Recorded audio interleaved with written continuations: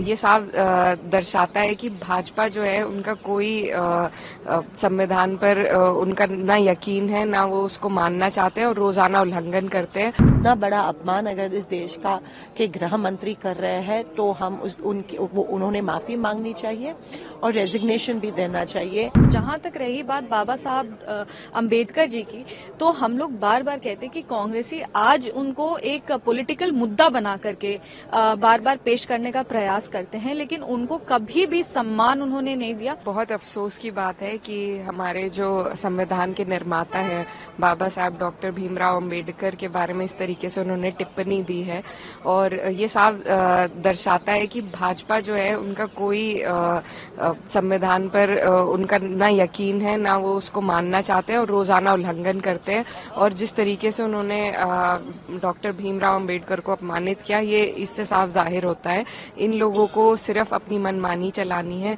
और वही ये रोज करते हैं। तो हमें बहुत अफसोस हुआ कि एक ऐसे महापुरुष जिन्होंने हमें संविधान के रूप में एक सौगात दी है जिससे हर नागरिक के अधिकार जुड़े हुए हैं, उनका भी अगर आज के दौर में अपमान होगा तो ये देश किस राह पर जा रहा है, ये आपके हमारे सबके सामने है। तो बहुत अफसोसजनक बात है। लेकिन बीजेपी ने साफ तौर पर प्रेस कॉन्फ्रेंस भी किया और उन्होंने कहा भी कि ऐसे पार्लियामेंट्री अफेयर्स ने भी कहा कि बाबा साहब अम्बेडकर को जो सम्मान है वो लगातार हमने रिकॉग्नाइज किया, हम हमेशा सम्मान देते रहे हैं। यहाँ पर गृह मंत्री जी के शब्दों को तोड़ मरोड़ कर जिस तरीके से प्रयोग किया जा रहा है, ये उचित नहीं है। आप देखिए, तोड़ मरोड़ के तो नहीं, वो जो बयान है वो संसद टीवी का है, सबके सामने है, कोई एडिटेड बयान नहीं है। तो जिस तरीके से उन्होंने कहा और क्या उनकी मंशा उसके पीछे थी, वो उस बयान से साफ जाहिर होती है। कोई तोड़ने मरोड़ने की बात नहीं है।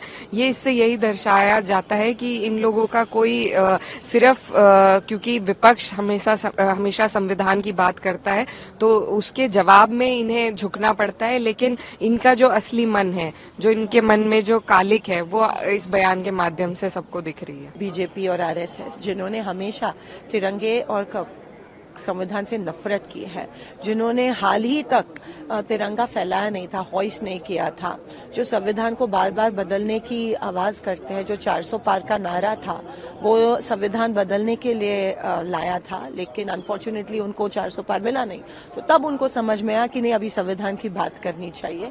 तो अभी संविधान के ऊपर प्यार करने का शो कर रहे हैं, लेकिन ये सिर्फ शो है। वो कल हमें पता चला, जो दूध का दूध पानी का पानी कल हो गया। और जो अंतर मन से अमित शाह जी ने बात की उनके, कि बाबा साहब जो कहते हैं अगर उतनी ही बार भगवान का नाम लेते थे तो स्वर्ग प्राप्त करते थे, इसकी हम कड़ी निंदा करते हैं। बाबा साहब संविधान, संसद, लोकतंत्र का इतना बड़ा अपमान अगर इस देश का के गृह मंत्री कर रहे हैं तो हम उन्होंने माफी मांगनी चाहिए और रेजिग्नेशन भी देना चाहिए।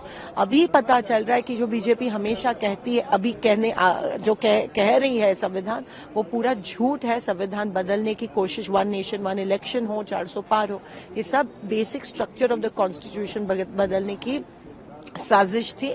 और वो जो उनका असली चेहरा कल बाहर आया। विपक्ष के पास हमने पहले भी कहा है, हम बार बार कहते हैं कि देश हित के मुद्दे उनके पास नहीं है और उनको एक आदत हो गया कि कैसे भी सदन की कार्रवाई को उनको स्थगित करना है। अब उसके लिए वो नए एक होता है ना कि तिल का ताड़ बनाने का जो बात होता है, किसी भी एक लाइन को उसको तोड़ मरोड़ के पेश करने का उनका आदत हो गया है। जब भी आप देखेंगे हल्ला हंगामा चलेगा। हमने पहले भी कहा है कि ये विपक्ष कमजोर विपक्ष है, क्योंकि ये देश हित के मुद्दे पे चर्चा ही नहीं करना चाहती।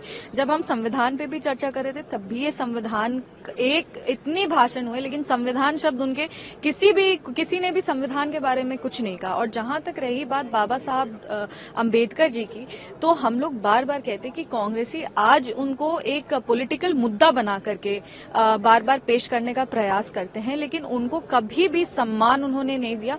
हर बार उनको अपमानित करने का काम किया गया। संविधान सभा, जिस सेंट्रल हॉल में जहां पे चर्चा हुई, जहां पे संविधान हमारा तैयार हुआ, वहां पे उनकी चित्र तक को कांग्रेस ने लगने नहीं दिया। जब भारत रत्न देने की भी बात आई तो अपने 2 प्रधानमंत्री को उन्होंने भारत रत्न दिया, पर बाबा साहब को उन्होंने भारत रत्न नहीं दिया। बार बार वो संविधान बोलते हैं, आरक्षण बोलते हैं, हमें देश विरोधी कहते हैं, आरक्षण विरोधी कहते हैं, पर हमने अपने भाषण में उनको एक्सपोज भी किया कि किस तरह से उनके जो 3 प्रधानमंत्री थे जो 37 साल देश का प्रतिनिधित्व किए थे, वो कैसे आरक्षण विरोधी सोच रखते थे। आप अगर आज बाबा साहब की बात करते हैं तो आपने तब बाबा साहब की बात क्यों नहीं की जब आपके ही प्रधानमंत्री लगातार दलितों के खिलाफ और आरक्षण के खिलाफ अपने ऑन रिकॉर्ड स्टेटमेंट देते थे। वो स्टेटमेंट ऑन रिकॉर्ड है, हमने कुछ बनाया नहीं। हमने उनको लगता था आरक्षण से सेकंड क्लास सिटीजन आते हैं, उनको लगता था कि आरक्षण देश हित में नहीं है। अपने मुख्यमंत्रियों को उन्होंने चिट्ठी लिखी थी, जवाहरलाल नेहरू जी ने, कि आरक्षण के खिलाफ अपना आवाज उठाइए और आरक्षण क्यों नहीं होना चाहिए। तो ये तो आज हमें विपक्ष से पूछना चाहिए कि आप उनको आज राजनीतिक एक मुद्दा बना रहे, पर जब सही में सम्मान देने की बात थी, आप तो किसी भी अपने कार्य से ना आपकी जो व्यवहार है उससे कहीं भी आपके बाबा साहब के तो आप फॉलोअर्स नहीं लगते हैं।